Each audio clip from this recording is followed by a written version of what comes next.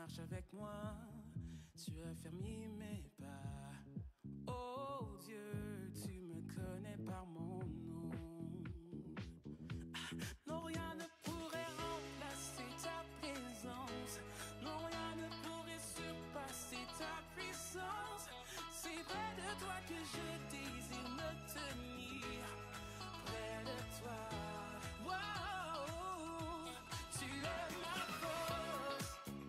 Tu me tends la main, me relève, me soutiens. Tu es ma force. Ma vie prend son sens en ta présence. Yeah, tu es ma force. Tu me tends la main, me relève, me soutiens. Tu es ma force. Ma vie prend son sens en ta présence.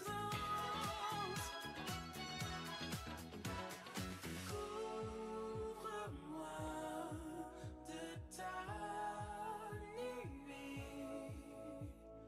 Fais-moi voir ta gloire.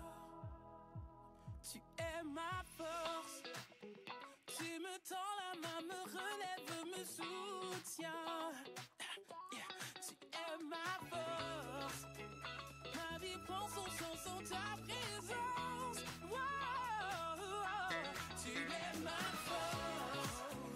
Tu me tends la main, me relève, me soutiens. Tu es ma force. Ma vie prend son sens en ta présence. Tu es ma force. Tu me tends la main, me relève, me soutiens. Tu es ma force. Yeah. Sans ta présence.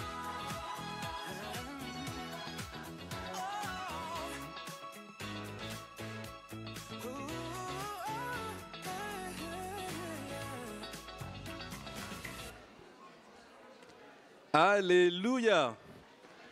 Bonjour, bonjour. Bonjour, bonjour.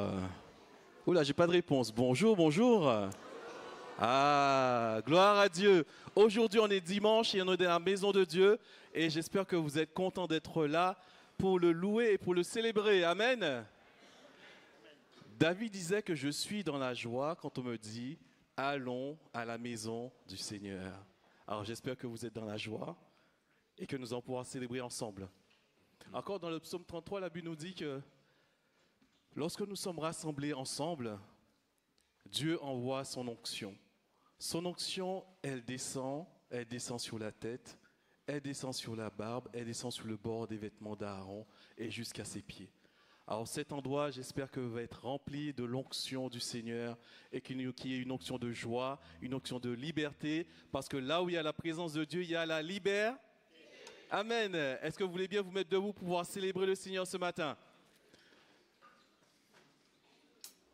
Et vous pouvez taper des mains, vous pouvez danser, il y a de la place, sentez-vous libre de la maison de Dieu.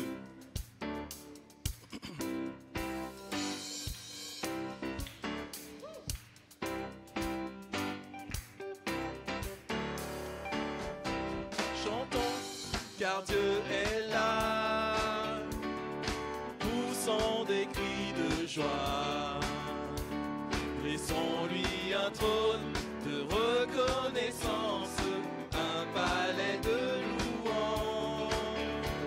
Chantons le roi des rois, son amour durera.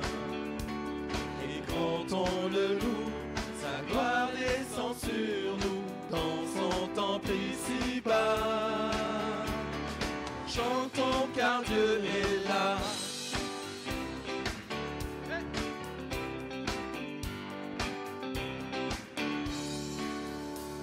Jésus demeure au milieu de son peuple quand il vient le louer. Jésus demeure au milieu de son peuple quand il vient l'adorer.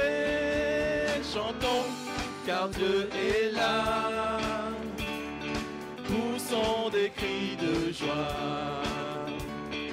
sans lui un trône de reconnaissance, un palais de louange. Chantons le roi des rois, son amour durera. Et quand on le loue, sa gloire descend sur nous dans son temple ici-bas. Chantons car Dieu est là.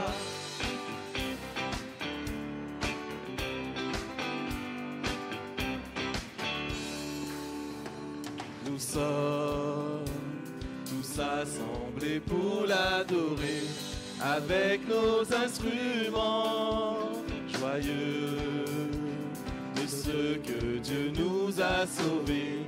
Faisons monter nos chants, chantons car Dieu est là.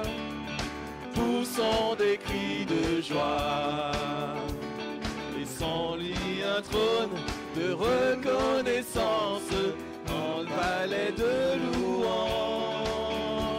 Chantons le roi des rois, son amour durera. Et quand on le loue, sa gloire descend sur nous dans son temple ici-bas. Chantons car Dieu est là. Chantons car Dieu est là. Poussons des cris de joie. Dressons-lui un trône de reconnaissance, un palais de louange. Chantons le roi des rois, son amour durera.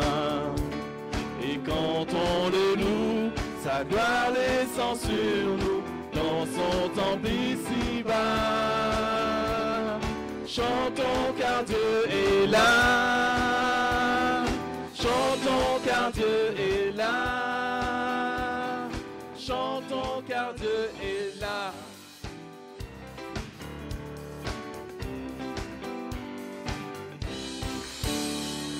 Amen. Chantons car Dieu est là. Par contre, j'ai pas entendu les cris de joie. Alléluia. Oui, la joie du Seigneur est notre force. Est-ce que quelqu'un peut croire cette parole, que la joie du Seigneur est notre force? Amen. Alléluia.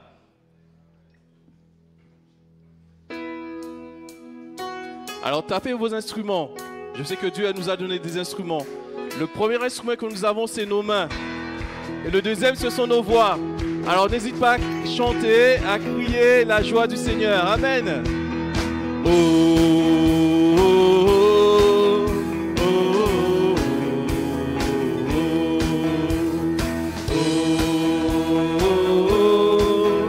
oh. Ouvre mes yeux, Père, je désire te voir. Ouvre mon cœur, Père, je veux te connaître. Par l'Esprit de Dieu, j'écoute ta voix. Jésus, révèle-toi. Jésus, révèle-toi. Dieu est là, Dieu est là, avec puissance, mon Dieu règne. Nous venons te voir, Jésus, face à face. Dieu est là, Dieu est là, mon Dieu règne, il est fidèle. Nous venons te voir, Jésus, oh Jésus, révèle-toi. Hey!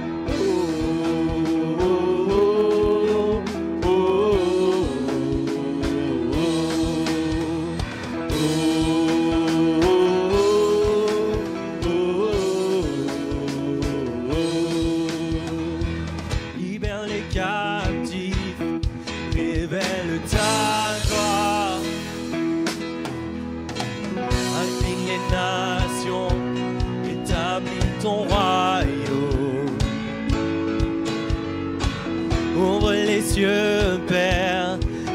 répand ton esprit.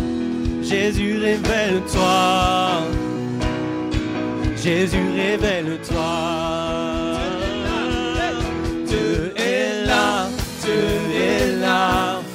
Avec puissance, mon Dieu, nous venons te voir, Jésus, face à face. Dieu est là, Dieu est là. Mon Dieu règne, il est fidèle. Nous venons te voir, Jésus. Oh, Jésus, révèle-toi.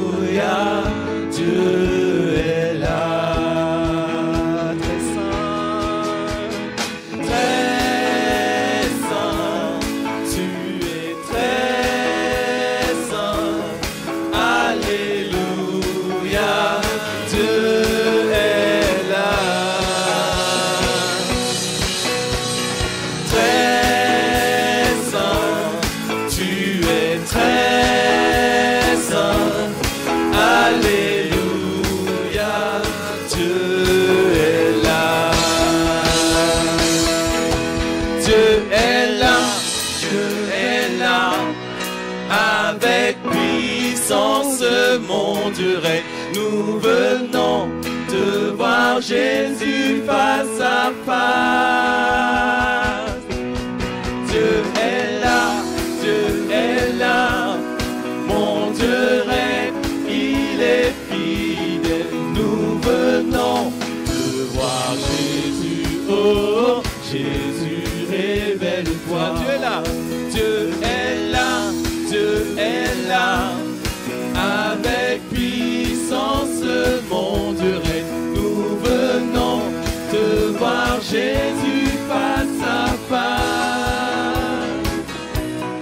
Dieu est là, Dieu est là.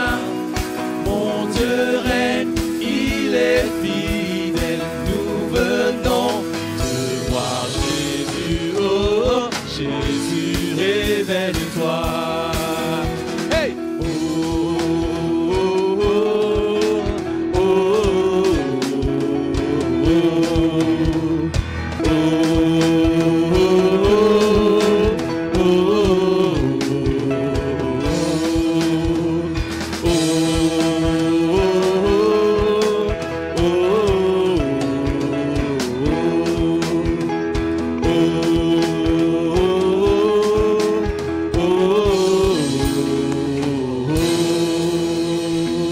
Alléluia. Nous voulons l'acclamer ce matin, acclamer sa présence, parce qu'avant même que vous rentriez ici, la présence de Dieu était déjà là. Dieu honore cet endroit de sa présence. Et nous sommes vraiment honorés, Seigneur, de t'accueillir parmi nous ce matin. Alors Père, sois glorifié. Père, sois élevé, parce qu'à toi seul, la louange, à toi seul, la gloire, et à toi seul, l'adoration. La Bible nous dit que les bontés de l'Éternel ne sont jamais épuisées. Elle les renouvelle chaque matin. Ce matin, tu as une nouvelle bonté dans ta vie. Ce matin, tu as une nouvelle grâce dans ta vie. Alléluia, Jésus. Et nous voulons bénir ton nom par nos acclamations et nos louanges ce matin, Seigneur. Alléluia. Oh, je t'adore. Oui, Seigneur. Oui, je t'adore.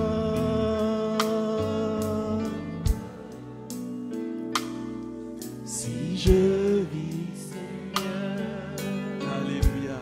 c'est pour t'adorer. Oh, je t'adore. Oui, je t'adore.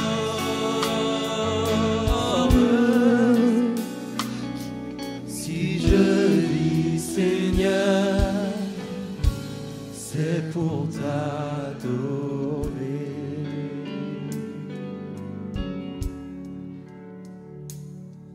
Je compte. Je crois que ce matin, plusieurs parmi nous sont dans une phase de découragement, de lassitude, parce que ils sont dans une période de désert, de solitude. Et le Seigneur veut te dire, je suis toujours là, je ne change pas, je suis le même.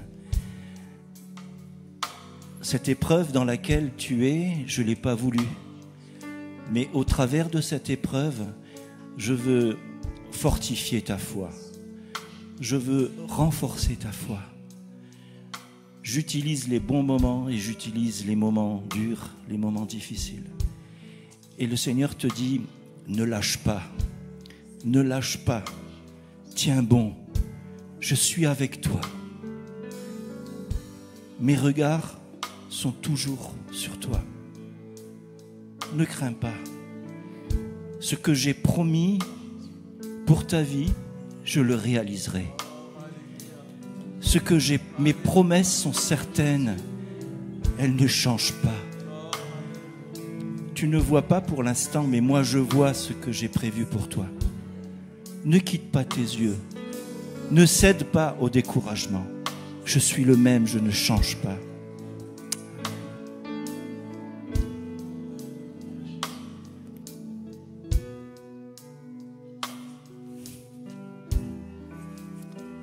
Amen. Dans le même sens, le Seigneur me faisait avoir une image. Et dans cette image, tu étais là, il y avait deux chemins. Et tu connais cette parole, tu l'as déjà entendue dans Deutéronome 30, où le Seigneur dit, j'ai mis devant toi la vie et la mort, le bien et le mal. Puis il y a cette invitation, choisis la vie. Et Jean-Claude parlait d'un désert et ta réflexion devant Dieu.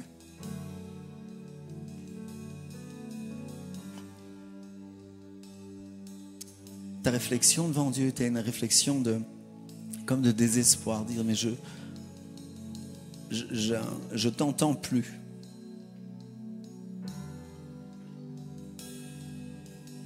Comme ce sentiment de silence. Et voilà ce que le Seigneur me disait de te dire ce matin. Ce n'est pas mon silence aujourd'hui qui pose un problème. Ce n'est pas mon silence qui doit t'effrayer, mon fils, ma fille.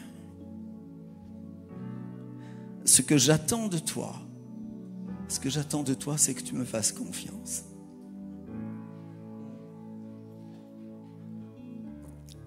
Ce que j'attends de toi, c'est que tu acceptes de marcher pas à pas avec moi. Je vais ouvrir les choses. Tu doutes du chemin de la vie parce que tu as le sentiment que tu ne vois pas au loin dessus. Mais mon fils, ma fille, voilà ce que te dit le Seigneur. Fais-moi confiance. Fais-moi confiance. Et ce pas de confiance te donnera d'entendre à nouveau le battement de mon cœur. Je permets ce temps. Je permets ce temps parce que je veux te faire écouter le battement de mon cœur. Et le battement de mon cœur ne s'entend que dans le silence. Quelqu'un d'autre, tu es là ce matin et tout à l'heure pendant le temps de chant en langue, tu avais des questions. À la fois un double raisonnement. Une aspiration à vivre ces choses et une peur de les vivre. Et voilà ce que te rappelle le Seigneur. Il dit, dans les derniers temps, je répandrai de mon esprit sur toute chair. Vos fils et vos filles prophétiseront. Vos vieillards auront des visions. Vos jeunes gens des songes. Et voilà la parole que le Seigneur me donnait à te confier ce matin. Paul va dire, que ferais-je donc? Que ferais-je donc dans ces temps-là? Il dit, je chanterai avec mon intelligence et je chanterai avec l'esprit. Je prierai avec l'intelligence et je prierai par l'esprit. Je chanterai des cantiques et je chanterai des cantiques spirituels. Le Seigneur te dit, j'ai vu ta soif, je veux te remplir d'une manière nouvelle. Je veux te remplir d'une manière nouvelle. Alors laisse-toi, laisse ton cœur rentrer dans ce que je suis en train de faire pour toi. Ne me limite pas, parce que je veux ouvrir dans ta vie une saison nouvelle, une saison de rafraîchissement. Comme au premier jour où tu m'as rencontré, tu dis le Seigneur qui t'aime. Amen.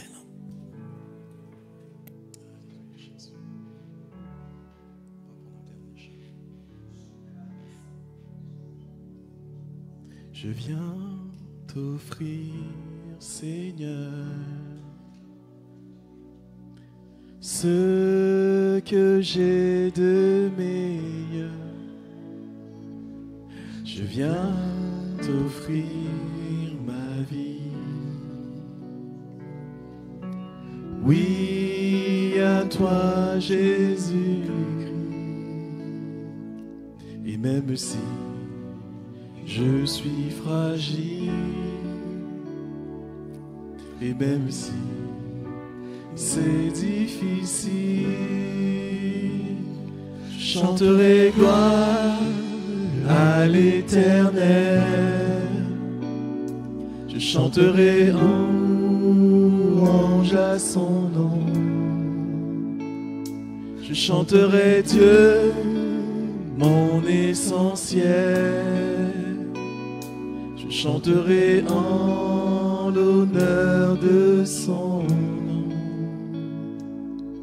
Je viens te dire, Seigneur, que tu es mon bonheur. Non, rien ne peut détruire notre bel avenir. Et même si je suis fragile,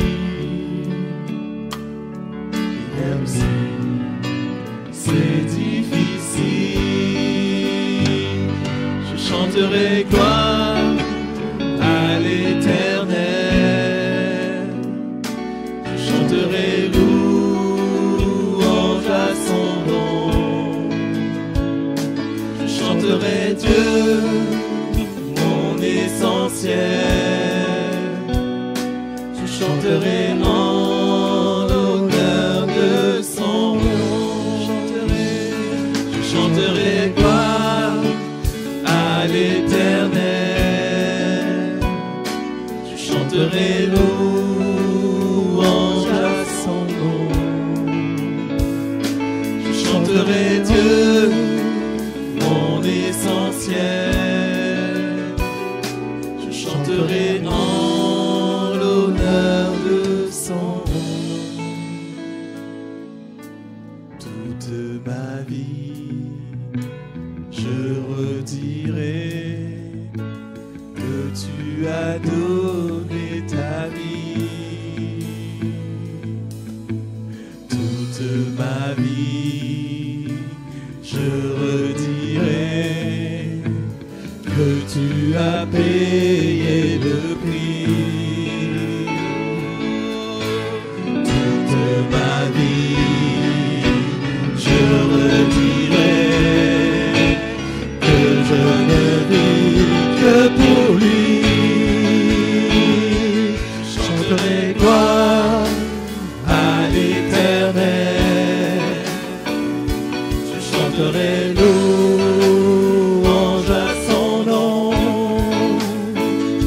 Je chanterai Dieu, mon essentiel. Je chanterai en l'honneur de son nom. Je chanterai gloire à l'Éternel.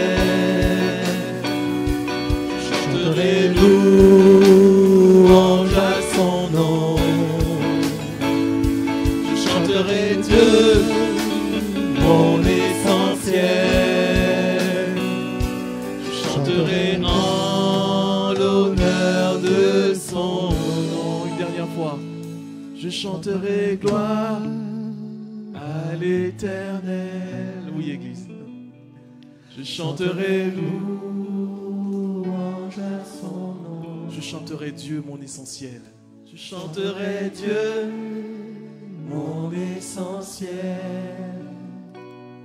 Je chanterai en l'honneur de son nom. Amen, alléluia. Est-ce que nous pouvons acclamer la présence de Dieu ce matin dans cet endroit? Alléluia, amen. Amen. Soyez les bienvenus, toutes et tous. On est privilégiés de pouvoir vivre ce temps ensemble. On s'excuse d'avance pour les internautes qui ne nous suivent pas, mais qui nous verront en replay. On a un petit souci de connexion Internet. Il y a eu des vols la semaine dernière de matériel de Orange France Télécom dans la rue. Ce qui fait qu'une partie de notre rue n'est plus équipée en fibre. Et ce matin, c'était la galère. Je découvrais que notre ordinateur central n'avait pas de Wi-Fi. Je dis, mais je ne comprends pas, il n'y a pas de Wi-Fi. Puis voilà, on a couru. Puis on a vu comment le Seigneur y répond. Et on est particulièrement heureux de vivre ce temps aujourd'hui ensemble. Est-ce qu'il y a des gens qui viennent d'autres églises que de la Bergerie ce matin? Est-ce que vous pouvez juste vous lever, juste qu'on vous voit bien et qu'on puisse vous accueillir? Soyez les bienvenus. Soyez les bienvenus. On fera un tour tout à l'heure sur ces différentes églises de la région. C'est un privilège. Vous savez que nous sommes dans une saison privilégiée. Je dois avouer que je bénis Dieu d'avoir reçu un appel pastoral après la naissance du CNEF.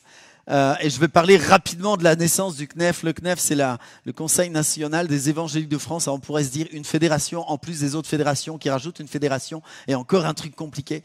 Et je dis non, le CNEF en fait est né dans les années 2000, vraiment au tout départ de sa gestation.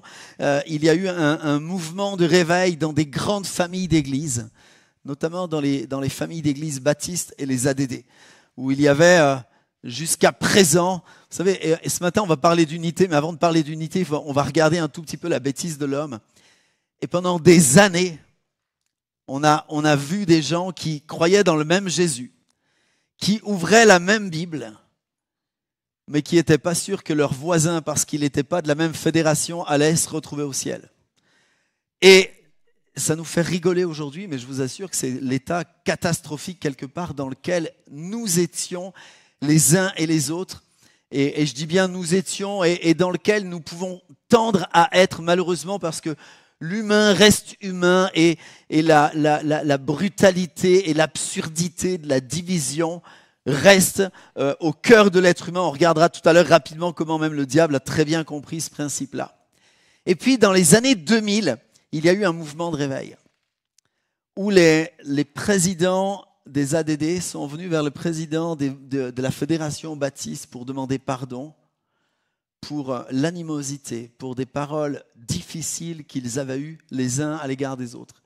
Et puis ces demandes de pardon ont été, ce premier pas qui a été fait en a emmené d'autres. Et dans différentes familles d'église, nous avons vu des hommes et des femmes, des gens qui étaient engagés dans les églises depuis longtemps et qui étaient, à vrai dire, assez vissés dans leur image. Moi, je suis de telle fédération.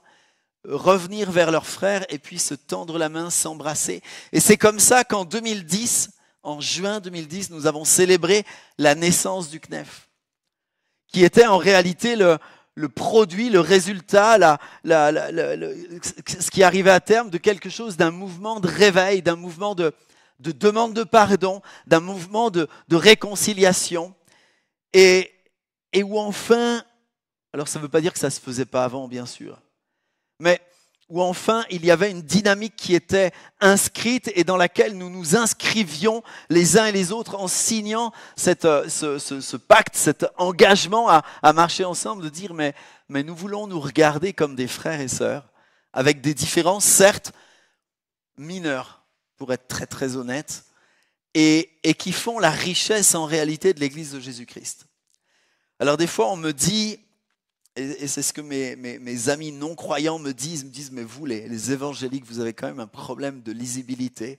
Au moins, chez les cathos, c'est bon, il n'y a qu'un pape, il n'y a qu'une église. Alors, en vérité, honnêtement, pour fréquenter le milieu catho de plus en plus près, parce que j'ai beaucoup d'amis aussi catholiques, je m'aperçois que, alors oui, il y a un pape, mais il y a des dizaines, voire des centaines, voire des milliers de mouvements. L'homme reste l'homme.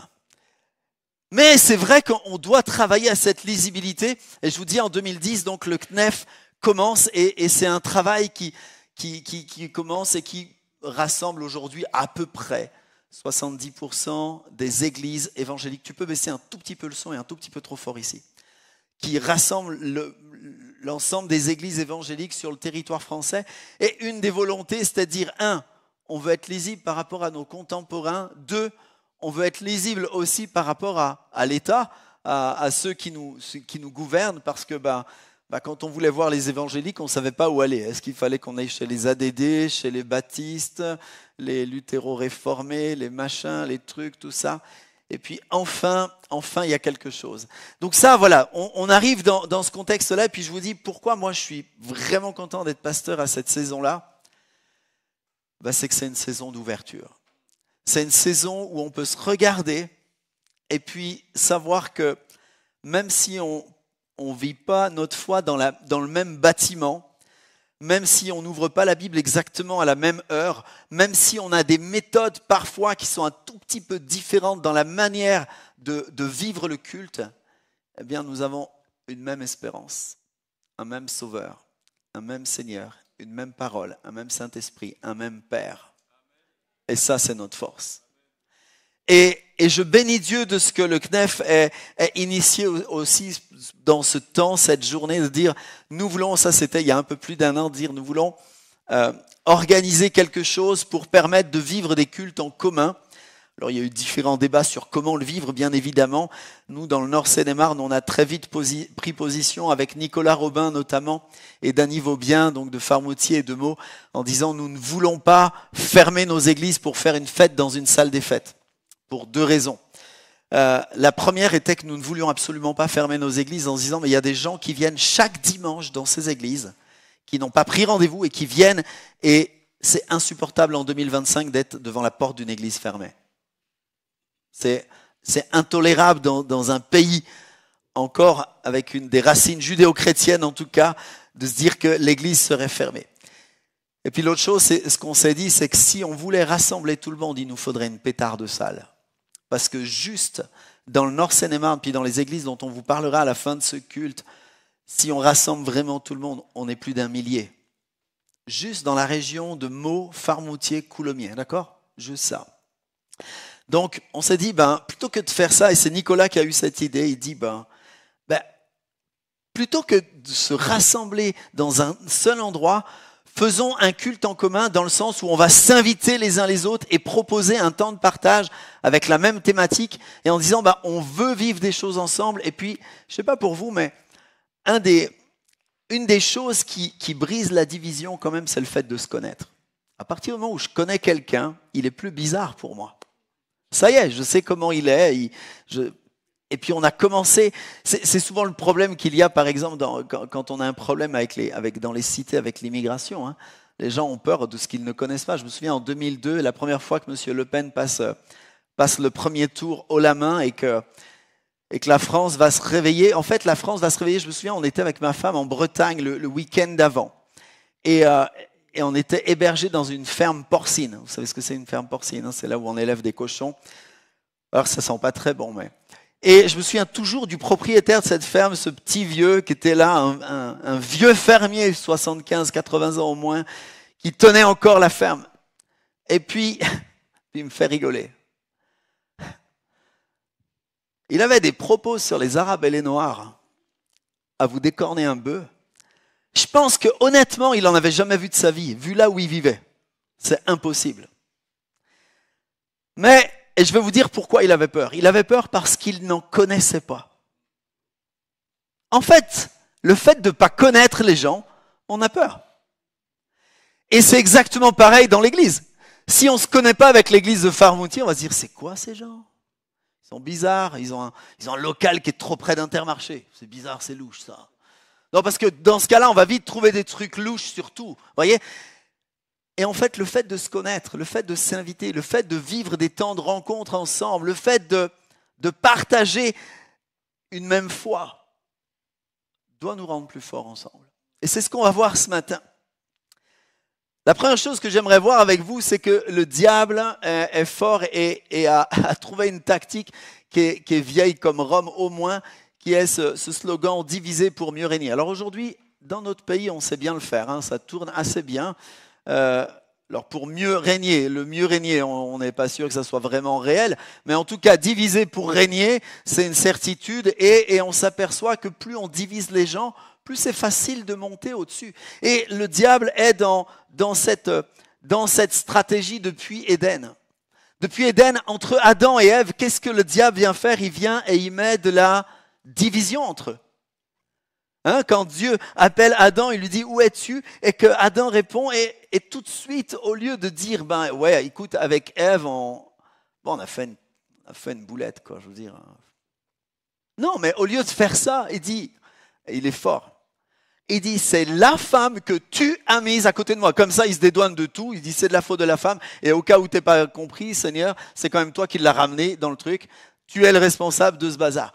Dès le début, le diable vient mettre de la division. Caïn et Abel, division à cause de la jalousie, d'accord? Jacob et Ésaü, division à cause de l'élection et à cause d'un dysfonctionnement familial qu'il y avait entre le papa et la maman qui avaient des préférences. Alors on sait, ça n'existe plus aujourd'hui, ça. Hein. Mais il a amené de la division, Joseph et ses frères, de la division, et ainsi de suite, et on pourrait remonter toute l'histoire biblique jusqu'à aujourd'hui, et on s'apercevrait que, oui, le diable est celui qui divise les frères, il est celui qui veut nous séparer les uns des autres. Alors, une fois qu'on a dit ça, alors Jean 13, 35 nous dit, et ça sera notre conclusion tout à l'heure, je vous donne tout de suite la conclusion. Il n'y a plus d'écran? Ah ouais. Tu peux me le mettre en double là, voilà. À ceci, tous connaîtront que vous êtes mes disciples si vous avez de l'amour les uns pour les autres. Jésus a été assez factuel, il a démonté en 2 temps, 3 mouvements la stratégie du diable et il a expliqué que notre amour les uns pour les autres allait être la preuve que nous étions ses disciples. Alors, est-ce que c'est la seule chose qui fait de nous ses disciples? Peut-être pas, quoique j'ai envie de dire c'est forcément, bibliquement parlant, c'est forcément le résultat d'un disciple, c'est qu'ils s'aiment les uns les autres et les résultats c'est que le monde du coup le constate. Ça ne veut pas dire que le monde croit dans la réalité de la bonne nouvelle, mais le monde à cause de l'amour que nous devons avoir les uns pour les autres le constate. Et on se faisait la réflexion hier soir, j'étais dans l'église de Dany Vaubien. On se dit, mais en fait, c'est vraiment une puissance que Dieu donne. On n'a même pas besoin, normalement, ça ne veut pas dire qu'il ne faut pas faire d'évangélisation, j'y reviendrai tout à l'heure, mais normalement, on n'aurait même pas besoin d'en faire. Il suffirait qu'on s'aime les uns les autres pour que les gens à côté nous voient et disent, oh, il y a un truc là, il y a un truc qui n'est pas normal. Et j'ai envie d'y goûter d'une manière ou d'une autre, d'accord? Alors, qu'est-ce qui nous sépare les uns des autres? Il y a tellement de mobiles. Puis ces mobiles, on va en donner quelques-uns. Ils ne font pas le culte à la même heure. Non, mais j'ai entendu ça. Histoire véridique, d'accord? Une église qui, il y a une petite dizaine d'années, décide d'organiser son culte. Vous ne la connaissez pas, vous ne cherchez pas. Décide d'organiser son culte le samedi soir. Et dans le mouvement dans lequel cette église était inscrite, et je ne donnerai pas le nom du mouvement non plus, parce que ça peut être dans tous les mouvements, très sincèrement. Dans le mouvement dans lequel cette église est inscrite, il y a commencé à y avoir des ragots. On dit, oh, non mais le culte le samedi soir, n'importe quoi. Et il y a commencé à y avoir de la division. Et franchement, comme si on avait que ça à faire, de détailler. Parce qu'en plus, bibliquement parlant, j'ai envie de dire, le samedi soir, tu es quand même plus près du vrai Shabbat que le dimanche. Hein. Donc, si on devait vraiment faire les légalistes, les pharisiens du 21e siècle, Et vous saviez pourquoi il avait organisé le culte le samedi soir? Parce que dans l'endroit dans lequel ils étaient, il s'était aperçu que les gens, le dimanche, étaient inaccessibles. Dans l'endroit dans lequel ils étaient, les gens, le dimanche, c'était la journée famille spécifique où les gens faisaient des kilomètres et des kilomètres pour se rejoindre, tout ça. Et en fait, ça marchait peu. L'église marchait pas très bien le dimanche matin. Et en mettant le samedi soir, on s'est aperçu que ça marchait bien. Alors, les pharisiens, dans ce cas-là, il y a tous un pharisien en nous, les amis. Ils disent, oui, mais alors si on n'est pas capable de faire un effort pour le Seigneur le dimanche matin, alors... Oh, mon ami, combien d'efforts Jésus a dû faire pour venir manger avec les prostituées, pour venir manger avec les buveurs de vin, pour venir manger avec les collecteurs d'impôts. Et nous, on ne serait pas capables. Alors, je ne dis pas ça qu'on ne va pas faire le culte le samedi soir, vous inquiétez pas. Il y en a qui commencent à prendre peur et qui se disent, dimanche prochain, on va à Farmoutier. À moins qu'eux aussi aient cette idée-là. Et vous savez, on s'appelle des fois les pasteurs, on se donne les bonnes idées. Des fois, il y a des divisions parce qu'on ne prend pas la Sainte Seine de la bonne manière. On a osé mettre du jus de raisin et pas du vin. Ou alors parce qu'on la donne sans avoir une carte de membre. Non, alors je nous taille, je fais exprès de nous tailler. Et si tu arrives dans l'église et que tu viens de l'extérieur, effectivement, les chrétiens ne sont pas parfaits, ils ont les mêmes problèmes que les autres en réalité. Ce que je veux dire, c'est qu'en fait, souvent, c'est des mobiles assez secondaires qui nous divisent. C'est souvent des mobiles assez...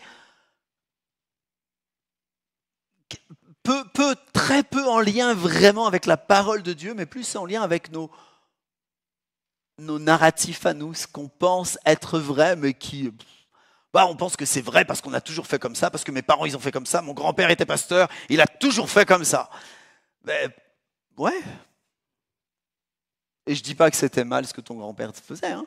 Mais des fois, on s'aperçoit qu'en réalité, très souvent, on s'est pris la tête sur des choses un peu stupides. Puis le diable est le... Vous savez, on dit le diable se cache dans les détails. Ce n'est pas marqué dans la Bible ça, mais vous pouvez quand même le vérifier, c'est vrai. Le diable se cache dans les détails et c'est souvent dans des détails stupides que le diable va venir mettre et semer des petits vents de division. Et puis enfin, et on va arrêter là après, on va s'apercevoir que les divisions viennent souvent aussi de nos problèmes de caractère, viennent souvent de nos difficultés en réalité à être très objectifs sur nous-mêmes. Et puis c'est toujours plus facile de s'agripper sur le problème d'un autre que d'affronter le nôtre. Quelques exemples. Une question qui divise et une question que Jésus va reprendre et dans laquelle, et je pense que c'est une des pires. Marc 9, 33 nous dit ceci. Ils arrivèrent donc, Jésus et les disciples, ils arrivent à Capernaum. Juste avant, Jésus a vécu un moment très très fort avec 3 de ses disciples. 3 de ses disciples qui auraient pu être considérés d'ailleurs par les autres comme les préférés. Je dis ça entre parenthèses et vous verrez pourquoi après. Et puis ils ont vécu un temps super fort et puis quand ils sont redescendus, ils ont pris ce qu'on appelle une volée de bois vert. D'accord ? Il y avait un papa qui était là, il amène son fils qui est malade et puis Jésus, ils n'arrivent pas à le guérir. Et là, d'un seul coup, tu as la pression, tu dis, moi non plus, je n'ai pas réussi à guérir. Et puis Jésus va leur dire, mais jusqu'à quand ? Jusqu'à quand je vais être au milieu de vous ? En gros, il y a comme un reproche de Jésus là. Voilà, ça se passe, il guérit ensuite cet enfant, c'est une histoire qui est très belle. Relisez Marc 9, c'est un chapitre qui est vraiment fort. Et puis derrière, ils vont à Capernaum. Et puis donc ils ont vécu tout ça avant, d'accord ? Il y en a eu qui ont été sur la montagne, il y en a d'autres qui ont pris la volée de bois vert. Et puis le contexte, c'est ça. Puis on rentre à Capernaum. Puis à Capernaum, lorsqu'il fut dans la maison, Jésus leur demanda, « Hé les gars, vous discutiez de quoi en chemin ?» J'imagine Jésus, vous savez, il y a l'attroupement des 12, il y a Jésus qui est un peu devant ou un peu derrière. Il est dans la conversation sans être dans la conversation. Tu vois, les disciples, ils pensent qu'il n'écoute pas, mais en fait, il écoute. Puis il dit, mais vous discutiez de quoi en chemin ?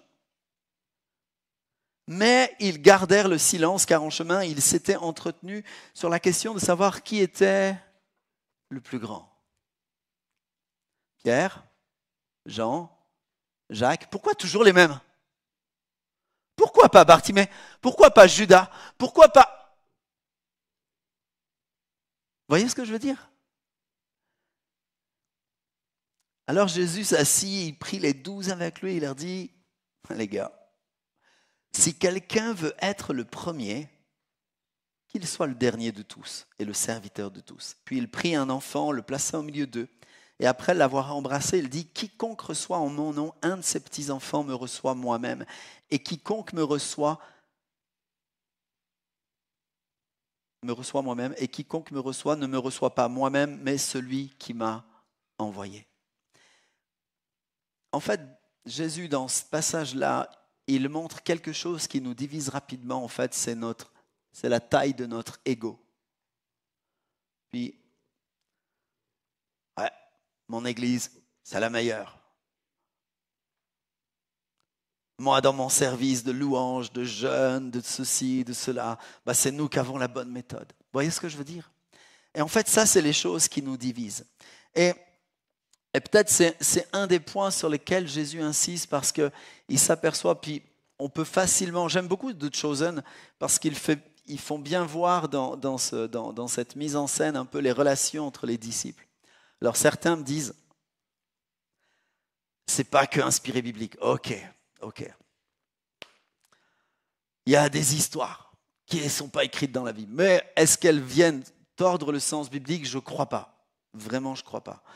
Mais ce qui m'intéresse, c'est de voir que effectivement, les disciples étaient comme vous et moi, avec les mêmes problèmes, avec les mêmes défis, avec les mêmes guéguerres intérieures. Et puis, on imagine assez facilement ces petits soucis-là. Puis Jésus, il ne fait pas semblant, en fait, il les reprend avec profondeur et avec douceur. Avec profondeur parce qu'il descend en profondeur dans le problème, là. D'accord? Mais en même temps avec douceur parce qu'il sait, et c'est Christian qui me rappelle ce verset régulièrement, il se souvient que nous ne sommes que poussière. Donc quelque part, Jésus, je kiffe Jésus. Il use de patience envers nous, mais d'une manière assez délirante, quoi. Et puis quand on parle de l'unité aujourd'hui, on peut se dire, mais le Seigneur, il prend le même temps avec nous. Puis quelque part, il nous dit, mais comment tu regardes ton frère de Meaux, comment tu regardes ton frère de Farmoutier, comment tu regardes ton frère d'Esbly?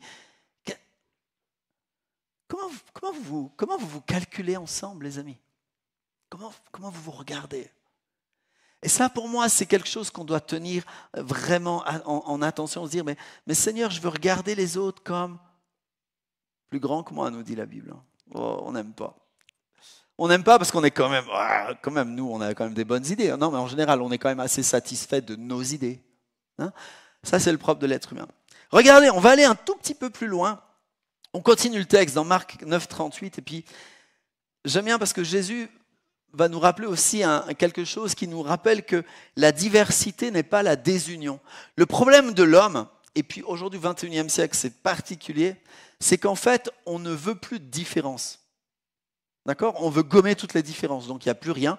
Tu ne peux plus dire que quelqu'un est noir ou jaune aujourd'hui. Je sais qu'en disant ça devant les caméras, on peut même... C'est délirant. Moi, je suis vraiment blanc. Hein. Ça se voit. Hein.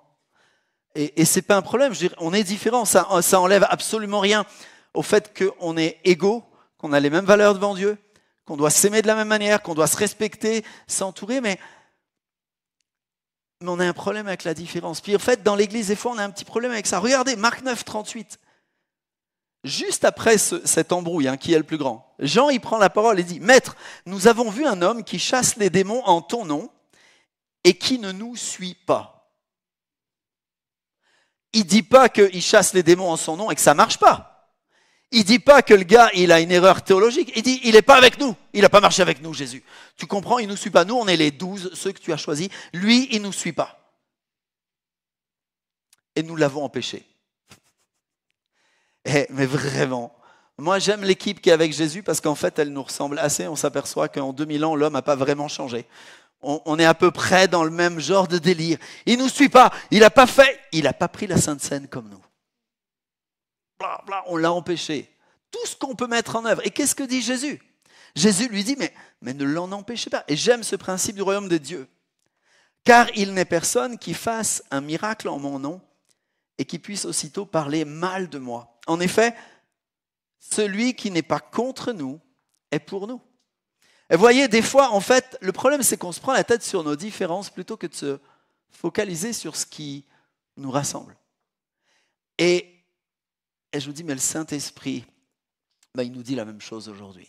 Il nous dit, les gars, vous êtes différents, et puis on va voir après qu'il veut que nous soyons différents. Mais vous êtes différents parce que je l'ai voulu comme ça, et puis,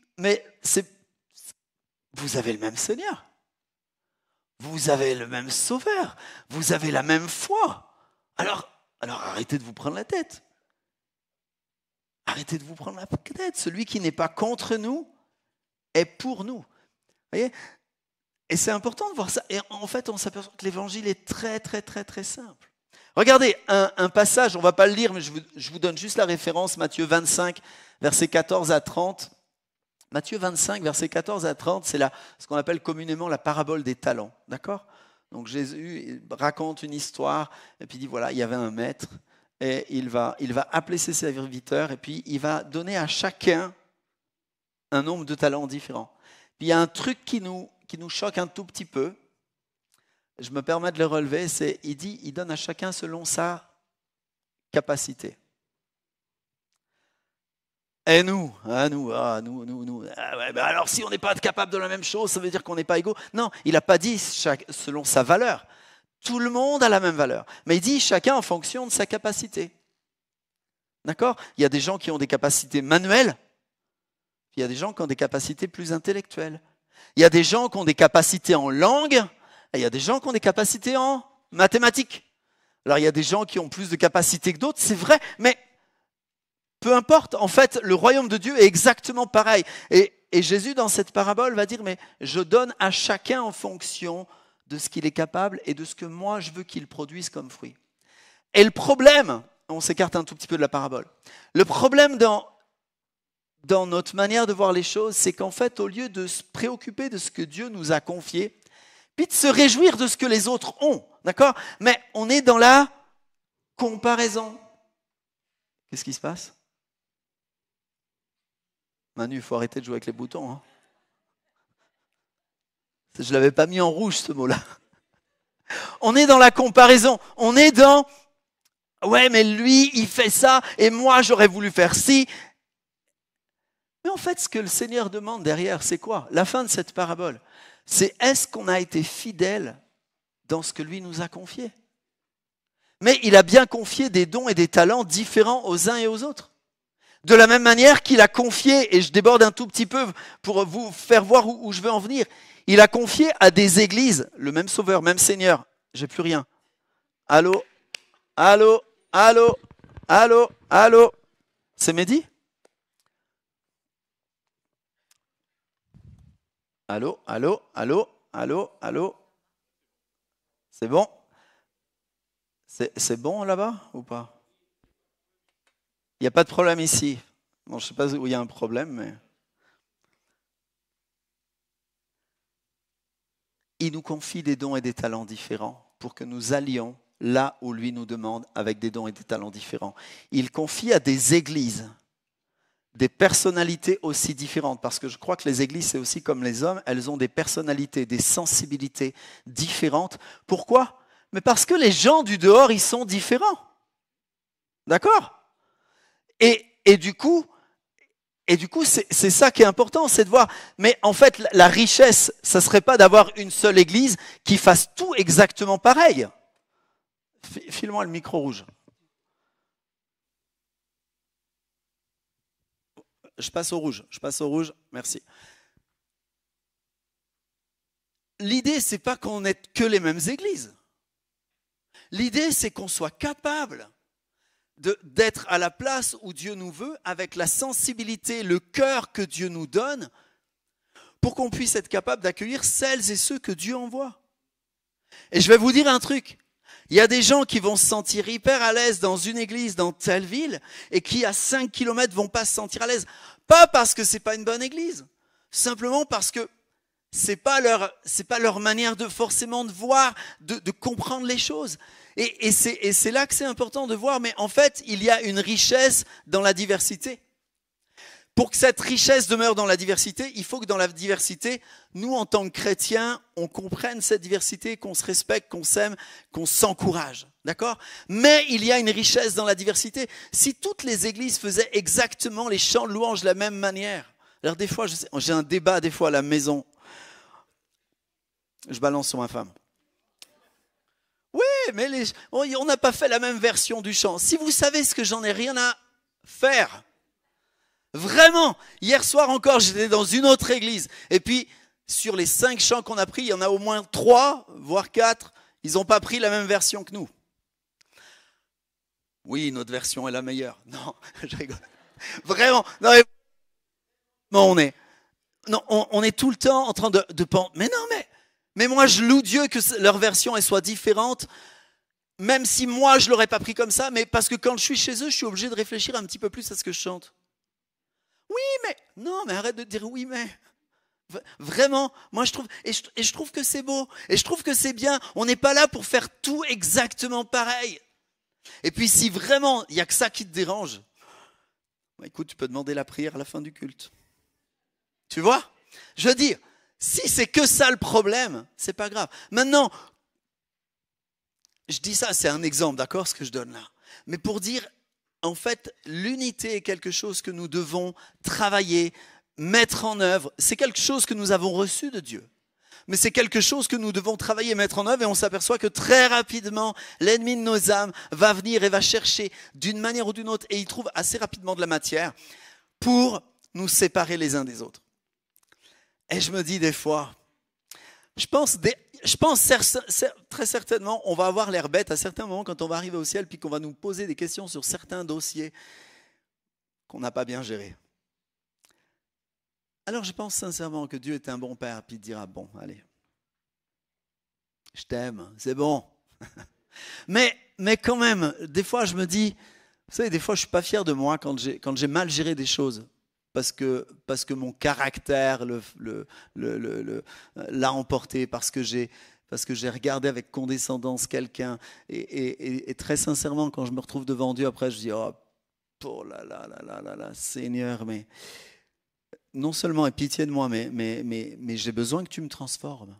D'accord? Et l'unité, c'est ça. L'unité, c'est j'ai besoin que Dieu me transforme, pas pour rendre les autres meilleurs, mais pour que moi-même, je me laisse travailler et puis qu'on puisse dire, ben voilà, on va avancer les uns avec les autres. Alors, quelques textes qui vont nous encourager. Nous avons besoin d'avoir une vision plus grande que nous. Une vision plus grande que nous, c'est quoi? C'est que, faute de vision, Proverbe 29, 18, nous dit, quand il n'y a pas de vision, le peuple est sans frein. Heureux celui qui observe la loi. D'autres traductions disent qu'il part à la dérive ou encore qu'il va vers la mort. D'accord? Sans vision, nous sommes perdus. Et une vision, c'est quoi? Je vais prendre un exemple pour la moto. Oui, on peut faire de la moto quand on est chrétien, c'est pas grave. Mais la moto, par exemple, si vous faites de la moto et que vous mettez pas votre regard au loin, vous savez ce qui va se passer?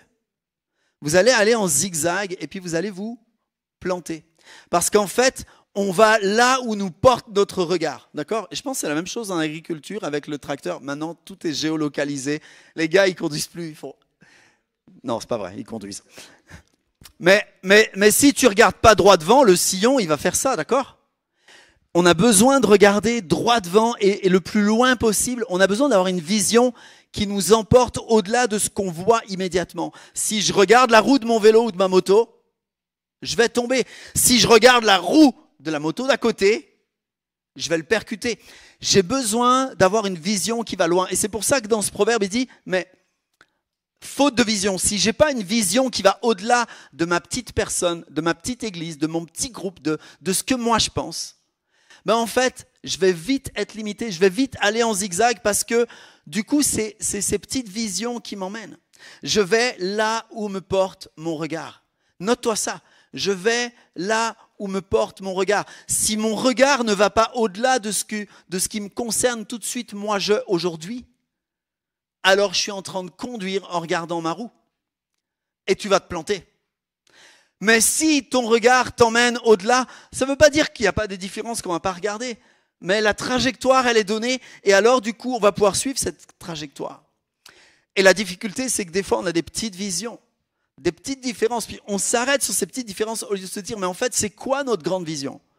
Notre grande vision, c'est Matthieu 28, 18, 20. Allez, faites de toutes les nations des disciples, les baptisant au nom du Père, du Fils et du Saint-Esprit. Enseignez-les. Faites l'Église. Et voici, je suis tous les jours avec vous jusqu'à la fin du monde. Ça, c'est la vision. La vision, c'est Romains 8, 19. La création entière soupire, crie, elle est en détresse. Pourquoi? Elle veut voir la révélation de quoi? D'une église qui se divise? Non, elle veut voir la révélation des fils de Dieu qui portent la vision du royaume de Dieu. Et nous sommes responsables d'entretenir ces choses. Nous sommes responsables de ne pas nous bloquer sur des visions minimalistes. Oui, mais eux, ils font le culte à 10h30. Je trouve que c'est pas bien. 10h, c'est mieux. Ils font ce que Dieu leur a demandé de faire. Si tu penses que c'est 10h, fais-le à 10h. Si tu penses que c'est le samedi, fais-le le samedi. Peu importe. Mais ne sois pas dans des choses qui te séparent, qui te divisent. Quelle est ta vision? Si ta vision, c'est juste l'horaire du culte, ça va être compliqué parce que ça va vite se mettre en difficulté. Mais si ta vision, elle est de faire de toutes les nations des disciples, si notre vision ensemble, elle est celle-là, alors d'un seul coup, nos différences, elles ne sont plus un problème, elles sont une bénédiction. Elles sont une bénédiction. Regarde, un exemple qui nous montre des hommes qui vont travailler à différents endroits. Et cette image me plaît vraiment. Luc 5. Luc 5, ça commence comme ça. Jésus est sur le bord du rivage, d'accord? Et puis il y a une foule qui est là. Puis il commence à prêcher. Et pour prêcher, il se dit, si je monte dans la barque de Pierre, juste derrière, ça va mieux porter. Alors il dit à Pierre, est-ce que je peux monter dans ta barque? Pierre dit, ok, monte dans ma barque. Pierre écoute et est en train de réparer ses filets. Il a pêché toute la nuit, il n'a rien pris. Puis à un moment donné, Jésus se tourne vers Pierre. Lorsqu'il lui cessait de parler, il dit à Simon, avance en eau profonde et jetez vos filets pour prêcher. Simon lui répondit, Maître, nous avons travaillé toute la nuit sans rien prendre, mais sur ta parole, je jetterai le filet. Première chose, je reconnais l'autorité de la parole de Dieu qui est supérieure à l'autorité de mes expériences. D'accord? Mon expérience, j'ai rien pris. Si Jésus le dit, je vais le faire. Sur ta parole, je jetterai le filet. L'ayant fait, donc Pierre n'a pas juste dit je vais le faire, il le fait vraiment, il obéit, ils prirent une grande quantité de poissons et leur filet se rompait. Donc il y a une bénédiction qui vient. Et qu'est-ce qui se passe là? Pierre, il est parti avec sa barque, Jésus lui a dit à lui, Pierre, il devait être avec son frère ou 2 ou 3 personnes dans son bateau, il lui a dit à lui seulement de jeter le filet, d'accord? Les autres, Jacques, Jean, les autres, ils sont encore dans leur barque, mais ils n'ont pas jeté de filet, eux. C'est pas à eux que Jésus a parlé à ce moment-là. Mais qu'est-ce qui se passe là? Ils firent signe à leurs compagnons qui étaient dans une autre barque de venir les aider. Il y a différentes barques. Il y a différentes églises dans une même région. Il y a différents tempéraments. On est d'accord que Pierre, Jacques et Jean n'ont pas le même tempérament. Il y a différentes personnalités. Mais il y a bien un moment où Pierre dit, les gars, si vous ne venez pas m'aider, de toute façon les poissons vont repartir au fond. Et Jacques, Jean et leur équipe vont venir vers Pierre et ses équipiers, et puis ils vont remplir les 2 barques au point qu'elles enfoncent. Ce que je veux dire, c'est que le Seigneur nous appelle dans une même région. Une même et grande région. Une région qui fait entre 250 et 300 000 habitants. Ça fait du monde qui ne connaît pas encore Jésus aujourd'hui. D'accord? Si on prend la région de Meaux, Coulommiers, je parle des bassins de population, d'accord? La communauté du pays de Meaux. La communauté de Coulommiers, d'accord? Puis la communauté de la Ferté-Gaucher. On est entre 250 et 300 000 âmes qui vivent dans ce bassin-là, d'accord? Et on n'est que sur une petite partie de la Seine-et-Marne. On n'est que sur trois sous-régions, d'accord? 250, 300 000 personnes. Combien d'églises? Moins de 10. Moins de 10, d'accord? Moins de 10, 5 affiliés au CNEF, quelques autres qui ne sont pas, peu importe, c'est des chrétiens aussi, moins de 10 églises. Le Seigneur nous demande de travailler ensemble. Ouais, chacun dans sa partie, chacun avec sa barque, chacun avec son filet, chacun avec sa spécialité, chacun avec sa sensibilité, mais ensemble. Et mon rêve, c'est de dire, mais Seigneur, il faut que tu puisses te sentir à l'aise partout au milieu de nous. Il faut que quelqu'un, quand il donne sa vie à Christ, même s'il y a un endroit dans lequel il se sent plus à la maison, mais il faut que quand il aille à Farmoutier, quand il aille à Meaux, quand il aille à Coulommiers, quand il va à Esbly, quand il va demain à la Ferté-Gaucher, à Provins et plus à l'est encore, qu'il puisse se sentir chez lui. Parce que c'est l'église de Jésus. Voyez ce que je veux dire? Ils firent signe à leurs compagnons. Mais pour faire signe à nos compagnons, il faut qu'on se connaisse. Pour faire signe à nos compagnons, il faut qu'on ait confiance. Pour faire signe à nos compagnons, il faut qu'on ait conscience qu'on est dans la même game, on est dans la même vision, on a les mêmes enjeux, on a le même objectif. Faire de toutes les nations des chrétiens de l'église de la Bergerie? Non.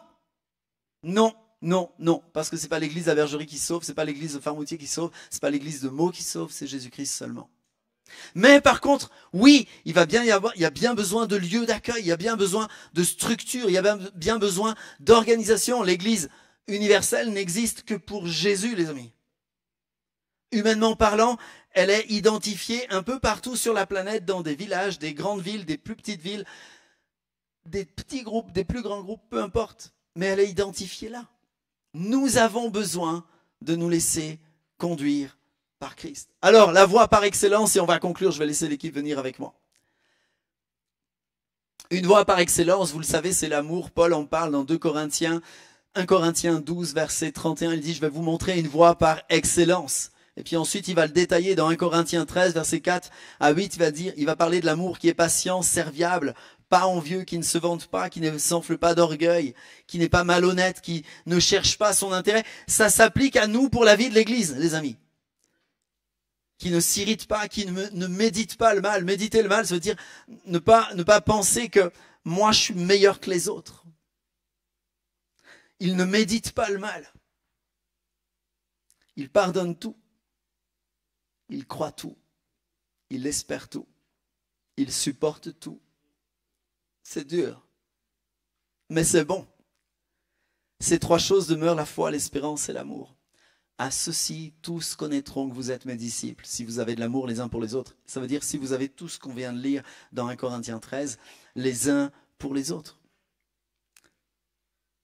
Alors on pourrait se dire, et quel est le rapport avec nos églises aujourd'hui? Est-ce qu'on peut éteindre la lumière LED? Mathieu, tu peux ouvrir ouais, vas-y, ouvre ça. Et je veux bien que sur la rangée, là où tu as du vert, tu coupes celui du milieu. Ouais, en dessous. Ouais, là. Là, coupe celui du milieu, puis les deux de droite à l'extrême droite. Bon, c'est juste pour qu'on voit.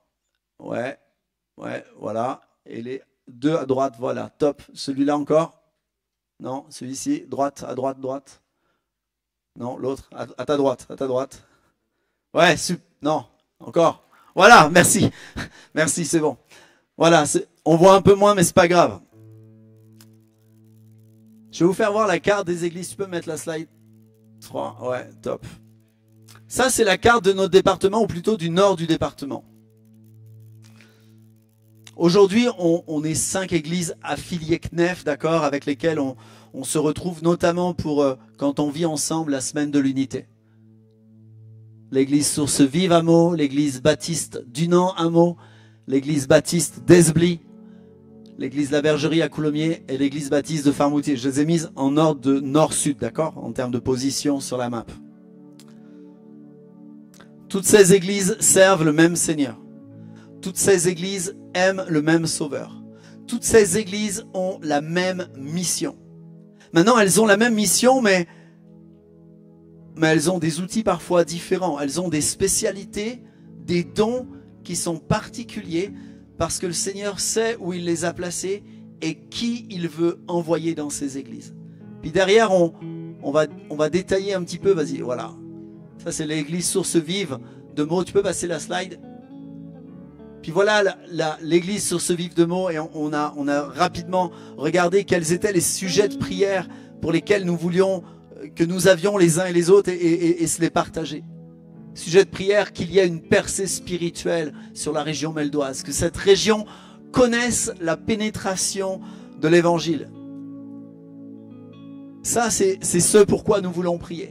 Et puis, ils nous ont demandé qu'on puisse prier pour un nouveau bâtiment. J'étais hier dans leur église, 110, 115 places, et ils sont 200, 230. C'est-à-dire qu'ils sont à 2 cultes. Et puis même quand on est 110 dans la salle de 110, 115 places, on est déjà serré. D'accord? Une autre église sur Meaux, l'église baptiste de Meaux-Dunant, dans le quartier Dunant. Et voilà ce que nous partage l'équipe qui est là-bas. On dit, voilà, nous on aimerait prier pour l'évangélisation. On a besoin d'être des témoins pour la gloire de Dieu. Ils sont en plein milieu d'un quartier populaire, Beauval-la-Pierre-Collinet pour ceux qui connaissaient. Et puis, c'est une petite église. Ils tiennent ferme. Ils n'ont pas de pasteur depuis au moins 8 ans. Mais ils tiennent ferme et ils disent, mais nous on veut être des témoins pour la gloire de Dieu. Puis on a besoin de garder la foi. Et quand Christian me partageait ce sujet-là, un des anciens de l'église, il me dit, voilà, on a besoin d'être enracinés dans la foi, puis notamment les jeunes convertis. Pas forcément les jeunes gens, tu peux être moins jeune et puis être jeune converti, d'accord? On a besoin d'être enracinés dans la foi, puis fondés sur la parole de Dieu. Une autre église, l'église baptiste d'Esbly. Voici les sujets qu'il nous partage.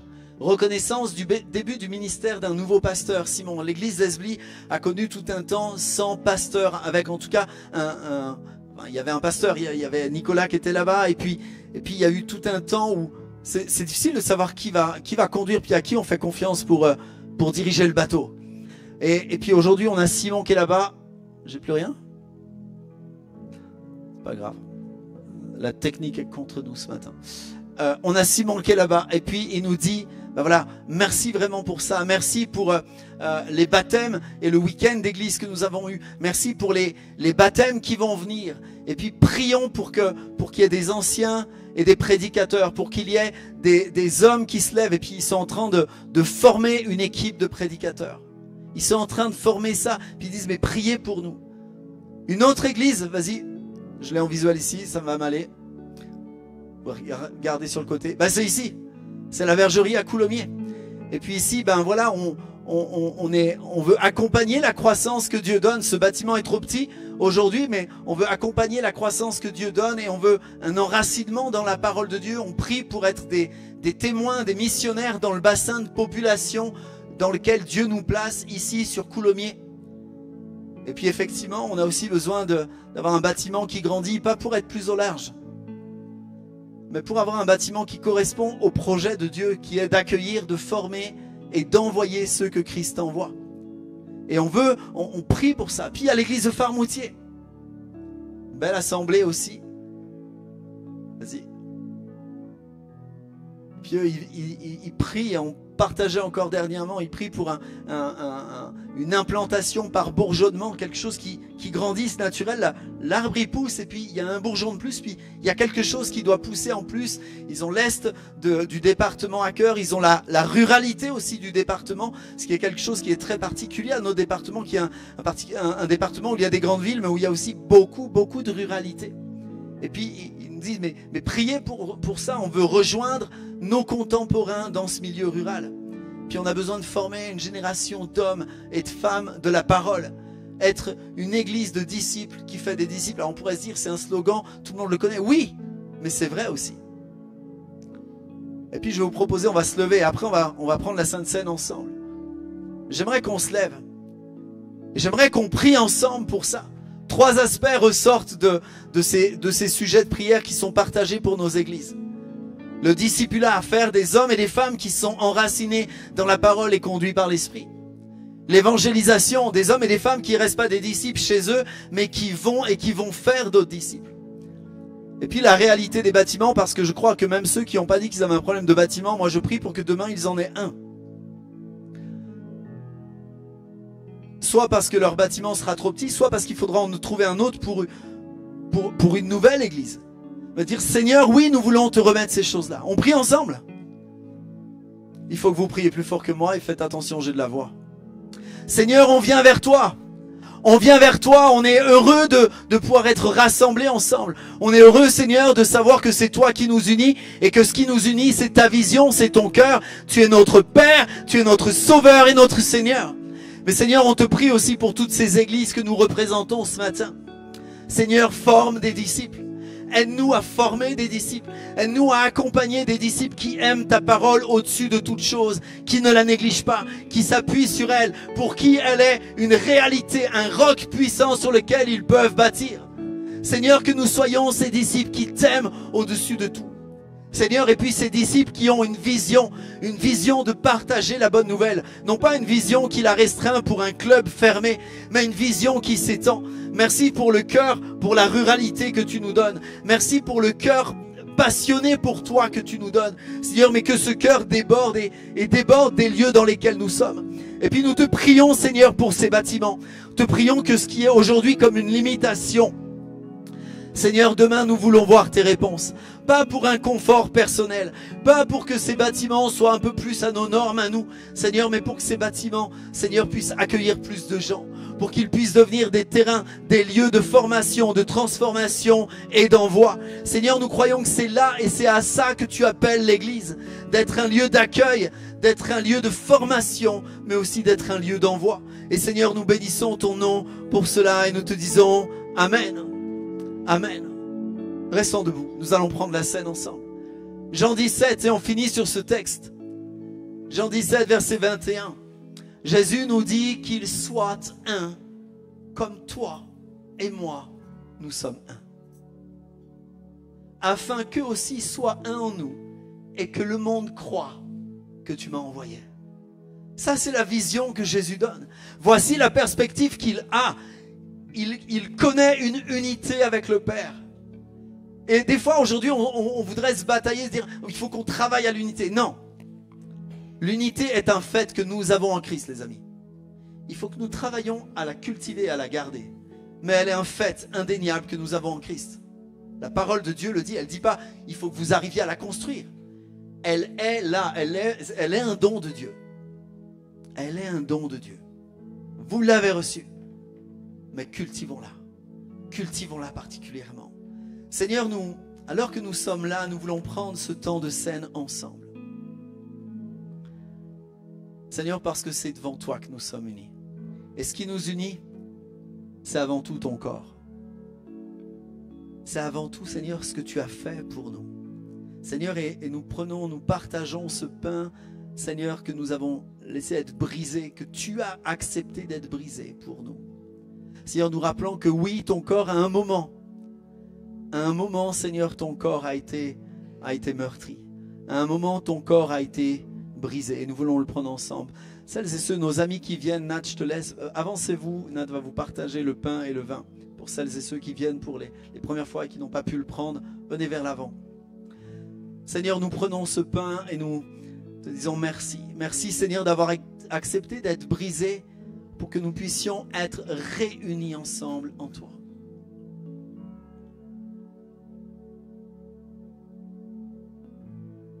Et puis Seigneur, nous prenons cette coupe.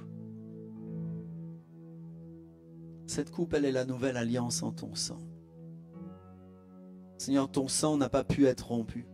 Ton sang a coulé et Seigneur, il est notre espérance aujourd'hui. Il a coulé sur chacune de nos vies. Il est ce qui nous lie les uns aux autres. Il est ce qui nous donne le même ADN spirituel. Et Seigneur, nous prenons cette coupe, Seigneur, en signe d'unité. Cette coupe de la nouvelle alliance. Cette coupe qui nous rappelle que nous sommes un en toi. Comme toi et le Père êtes un. Cette coupe qui nous rappelle, Seigneur, que à cause de cela, le monde croit.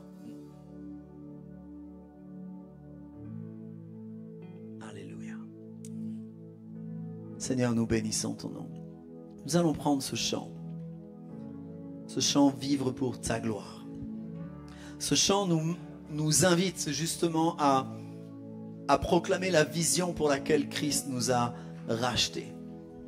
Ce chant nous invite à aller bien au-delà de ce qui pourrait nous séparer, pour nous rappeler que la réalité pour laquelle il nous a sauvés et arrachés de la mort certaine, est bien que nous soyons ancrés en lui, que nous soyons attachés en lui et que nous voulons vivre pour sa gloire. Alléluia.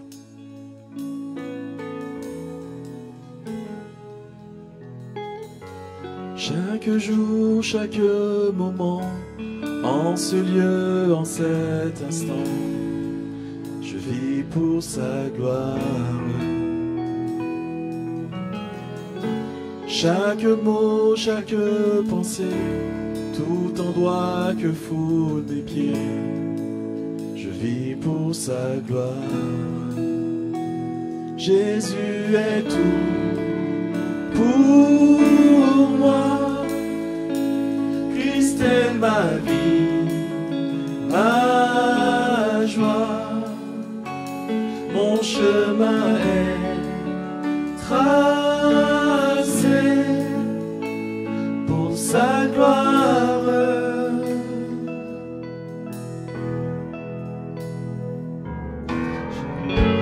Chaque envie, chaque désir, pour lui seul doivent s'accomplir. Je vis pour sa gloire. Chaque rêve, chaque vision serviront à sa mission. Je vis pour sa gloire.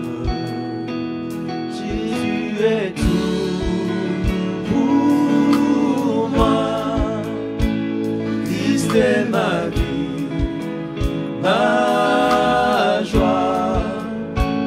Mon chemin est tracé pour sa gloire. Il a payé le prix, son amour me suffit. Je suis livré, sauvé pour sa gloire. Non ma volonté, non ma volonté, que ta volonté soit faite, que ta volonté soit faite. Non ma volonté, non ma volonté, que ta volonté soit faite, que ta volonté soit faite. Non ma volonté, non ma volonté, que ta volonté soit faite, que ta volonté soit faite. Non ma volonté, non ma volonté, que ta volonté soit faite, que ta volonté soit faite. Jésus est tout pour moi, Christ est ma vie, ma joie, mon chemin est tracé pour sa gloire. Il a payé le prix, il a payé le prix, son amour me suffit. Je suis livré, sauvé pour sa gloire. Non pas ma volonté, non ma volonté, non ma volonté, que ta volonté soit faite, que ta volonté soit faite. Non ma volonté, non ma volonté, que ta volonté soit faite, que ta volonté soit faite. Non ma volonté, non ma volonté, que ta volonté soit faite, que ta volonté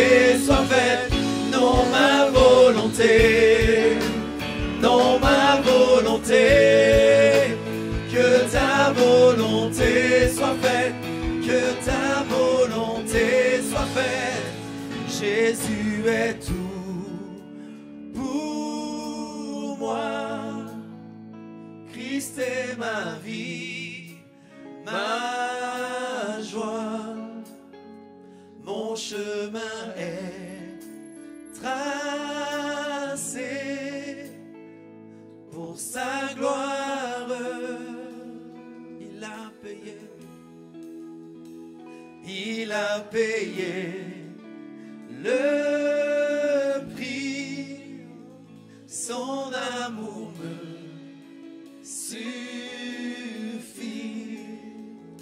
Je suis livré, sauvé pour sa gloire. Je suis livré, sauvé. Je suis livré, sauvé pour sa gloire. Je suis livré, sauvé. Je suis livré, sauvé pour sa gloire. Alléluia. Acclamons-le, acclamons-le, acclamons-le. Amen. Vivre pour sa gloire, c'est ce qui nous garde unis les uns avec les autres. C'est ce qui rend l'Église forte. Si à chaque fois que je me lève et que j'imagine quelque chose avec un frère ou une sœur, si je cherche à dire, mais Seigneur, qu'est-ce qui me permet de vivre pour ta gloire dans cette situation? Je suis sûr et certain qu'il y a bien des choses qui pourraient nous séparer, qui vont tomber d'elles-mêmes. Et que réellement la gloire de Dieu va pouvoir se manifester. Amen. Amen. Juste avant d'accueillir tout le monde, j'aimerais qu'on acclame l'équipe technique qui a galéré à fond ce matin. Et c'était vraiment, vous pouvez vraiment les applaudir, les techniciens, le son, la lumière, les images. Ils font un super travail. Et vous savez, je crois réellement que quand on prêche l'unité, le diable n'est pas d'accord. Alors c'est pas, oui, des fois on dit, ouais, mais tu vois le diable partout. Je sais où il est. Et je sais que sur ce genre de truc, il est loin d'être en reste. Et qu'on se bat tous, non pas contre des événements extérieurs, mais contre l'ennemi de nos âmes. Et que c'est dans ce cas-là, on doit dire, mais Seigneur, ouais, on est conscient que quand on touche quelque chose de sérieux, ouais, ça réagit de l'autre côté, mais on touche quelque chose de sérieux. Amen. Merci vraiment toute l'équipe. Voilà, est-ce que je peux demander aux églises qui étaient là ce matin, à l'église, qui était de l'église de Farmoutier ce matin, de vous lever? Voilà. On peut les applaudir.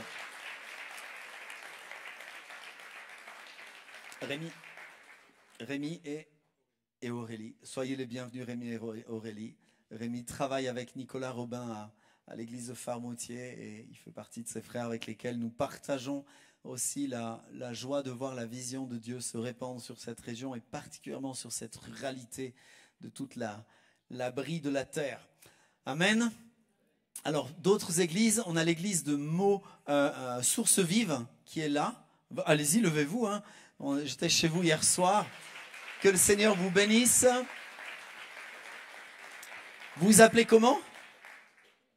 Wilbert? Emmanuela? Analanda? Ananda, pardon. Voilà. Shandy? Louisette? Patricia, soyez les bienvenus. Et il y en a là-bas aussi. Alors vous êtes Francis et Clarisse. Soyez les bienvenus. Que le Seigneur vous bénisse puissamment. On a Maud Dunant, c'est ça? Carménie? Maud Dunant? Oui. Osée? Auria, ok, enchanté. Soyez les bienvenus. Esbly, tu t'appelles? Ça va. Soyez le bienvenu. Avec la famille. Voilà, on a un petit peu des représentants. Et Mo Bonne Nouvelle qui était là aussi. Je vous laisse vous lever, les amis. Parce que, voilà. Frédéric et Gérard, soyez les bienvenus. Que le Seigneur vous bénisse. Voilà, on a vraiment du plaisir à vivre ce temps de culte ensemble. Et puis, juste après, on mettra un petit apéro pour vous accueillir, pour vous honorer aussi. est-ce que je pourrais avoir 4-5 personnes qui nous filent un coup de main pour mettre des tables et mettre les plateaux d'apéro qui sont préparés par l'équipe cuisine derrière? Une personne, 2 personnes, 3 personnes, 4 personnes, 5 personnes, merci. Vous allez chercher les tables, c'est Céline qui vous coordonne, elle est derrière en cuisine, d'accord? Merci beaucoup. Voilà, donc apéro offert juste après ça. Si vous avez des questions, si vous voulez aller plus loin, peut-être vous débarquez simplement dans l'église ce matin et vous dites, mais qu'est-ce que c'est que cette prédication sur l'unité des chrétiens? On s'aperçoit que les chrétiens, ils sont comme les autres et puis ils ont besoin de travailler à cette unité, dire, Seigneur, ce que tu nous as donné, on veut l'entretenir, on veut en être responsable. Mais si vous avez des questions, vous avez envie d'aller plus loin dans la foi, si ça vous taraude et que vous avez envie qu'on prenne du temps pour prier, venez voir quelqu'un. Il y a toute une équipe avec un badge accueil et puis toutes les personnes que vous avez vues sur le stage aussi qui sont disponibles pour répondre à vos questions. Quelques points juste avant de passer à l'apéro. Non, pas celui-ci. Voilà, après, voilà, quartier libre. On a quartier libre la semaine prochaine à la Ferté-Gaucher. L'aventure continue. On reprend la nouvelle saison 25-26. On avait fait des petits quartiers libres pendant l'été, des petites interventions, mais là on reprend avec toute l'équipe. Donc celles et ceux qui se sont engagés pour un gâteau, allez voir Mathias ou Bélina qui est en face avec les enfants. Prenez du temps, allez voir comment vous livrez vos gâteaux pour la semaine prochaine. On rappelle que ça doit être des choses qui se mangent à la main, d'accord, puisqu'on accueille les dernières fois entre 70 et 75 enfants. Donc voilà, il faut que ce soit facile à manger, rapide et que ce soit une bénédiction. Si vous avez envie de participer, allez voir Mathias, et que vous n'êtes pas encore inscrit, allez voir Mathias. Vraiment, il est là au milieu avec la caméra. Et vous dites, moi j'aimerais, et puis il vous dira comment faire soit pour l'apporter chez lui, soit pour l'apporter à la Ferté-Gaucher si vous êtes de là-bas. D'accord? Merci beaucoup en tout cas encore. Prions aussi pour ce temps, prions pour qu'il fasse beau le week-end prochain. Le temps d'hier ne nous conviendrait pas trop. On préférerait un peu plus de soleil, moins de vent. D'accord? Voilà. Dimanche prochain, à la fin du culte, il y aura aussi une friperie. C'est-à-dire un temps où plusieurs frères et sœurs de l'église ont amené, donné, préparé des sacs avec des vêtements automne, hiver, été, printemps. Et on va mettre à disposition de toutes celles et ceux qui en ont besoin. Donc si vous avez aussi des gens autour de vous qui ont des besoins particuliers, n'hésitez pas à les inviter au culte. Et puis s'il ne veut pas venir au culte et juste à la fin, c'est possible aussi, il n'y a pas de souci. Cette friperie sera ouverte de midi à 13h à peu près. On espère, s'il fait beau, dans la cour de l'église. S'il ne fait pas beau, on se débrouillera. Mais priez pour qu'il fasse beau, ça sera plus simple, beaucoup plus simple, vraiment. Voilà, merci à celles et ceux qui ont participé aussi. Dernier rappel, non, il y en aura encore d'autres, mais rappel pour les célébrations de Noël, ça commence à s'inscrire. Il y a derrière la sono plein de tableaux d'affichage en fonction des âges des enfants et des fonctions, des choses dans lesquelles ils veulent s'inscrire. Il y a des groupes de chorégraphie, il y a des groupes de chorale pour tous les âges. Donc si vous avez envie que vos enfants participent, si vos enfants ont envie de participer, vous les inscrivez, vous prenez le tableau en photo pour repérer toutes les dates de répétition. Et je rappelle, comme Marie le faisait la semaine dernière, que les répétitions ne sont pas facultatives. Un engagement est un engagement. Et plus on l'apprend tôt dans la vie, plus on est un citoyen qui tient debout. D'accord? Donc on compte sur vous pour faire des citoyens qui tiennent debout et on tient nos engagements. Mais c'est vraiment une bonne chose. Donc inscription juste derrière. Inscription au comptoir librairie pour celles et ceux qui souhaitent commander et acheter des calendriers 2026. Alors aujourd'hui c'est la commande. Bien évidemment ça va de soi, mais quand vous commandez, ça veut dire que vous réglerez. Normalement il y avait un amen à cet endroit-là. Mais d'accord? Non, sérieusement. Si vous commandez, vous vous engagez à régler après et à venir chercher votre commande quand elle est faite. Parce qu'il y a des années où on a eu des trucs qu'on avait commandés. Puis personnellement, je ne les récupérerai pas. D'accord? On a assez de papier à la maison. Donc si vous voulez des agendas papier, des calendriers papier, il n'y a aucun souci. Mais on vous demande de venir les chercher et de les régler au moment. Et l'équipe librairie vous dira quand est-ce qu'on va les recevoir. Et puis enfin, avant de passer à l'apéro, soutien pour Malala qui reprend. Voilà la dernière photo de Malala qui a bien grandi, qui est soutenue par le groupe des Gédéons à Madagascar. Et puis Malala, Elle grandit en études, elle grandit dans son corps, elle grandit dans la foi. Merci à celles et ceux qui chaque dimanche achètent des petites parts de gâteau. C'est pas juste pour votre estomac, c'est pour Malala et vous pouvez les encourager. Voilà. Sur ce, on vous souhaite un très très bon dimanche à tous. Tu veux qu'on parle de ça aussi tout de suite? Ah ben, on m'avait dit le dimanche d'après, moi. Ah ben, je le dis tout de suite. Alors, le 31 octobre, on aura ici une fête de la vie, une fête où on veut célébrer ce que Jésus fait. Un peu partout dans le monde, on fête Halloween, on fait une contre-fête ici, une fête de louange, témoignage, et on veut accueillir toutes celles et ceux qui viennent avec un apéro dînatoire, puis après louange et témoignage. Si vous avez envie d'être là, vous vous inscrivez et puis vous notez ce que vous apportez. 19h, 22h, heure officielle, 23h30, heure officieuse. D'accord? En tout cas, on veut se réjouir. Inscrivez-vous, c'est là-bas, derrière le tableau, enfin sur le tableau, à côté de Martiaux. Que Dieu vous bénisse. Très bon dimanche à vous. Ciao, ciao.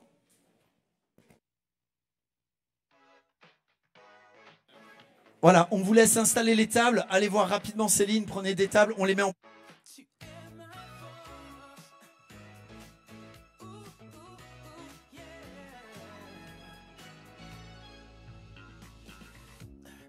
Qui est semblable à toi? Tu es redoutable, tu es incomparable. Mes peurs tremblent au son de ta voix. Non, rien ne pourrait remplacer ta présence. Non, rien ne pourrait surpasser ta puissance. C'est près de toi que je désire me tenir. Près de toi. Oh, tu es ma force.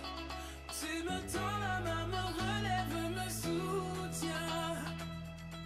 Tu es ma force. Ma vie prend son sens en ta présence. Tu es ma force. Yeah. Oh, yeah.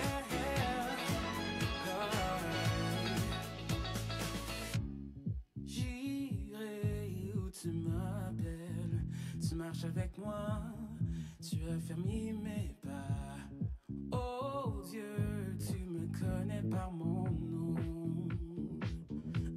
Non, rien ne pourrait remplacer ta présence. Non, rien ne pourrait surpasser ta puissance.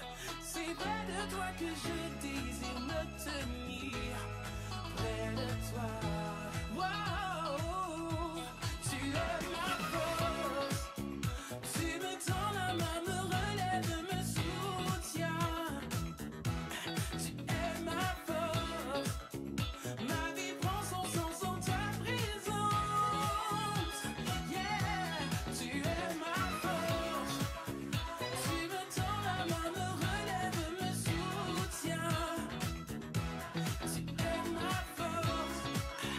Ma vie prend son sens en ta présence.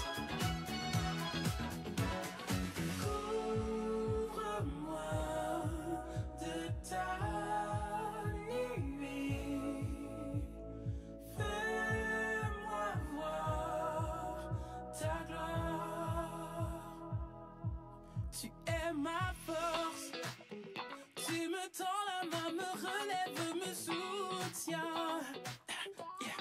Tu es ma force. Ma vie prend son sens en ta présence. Wow.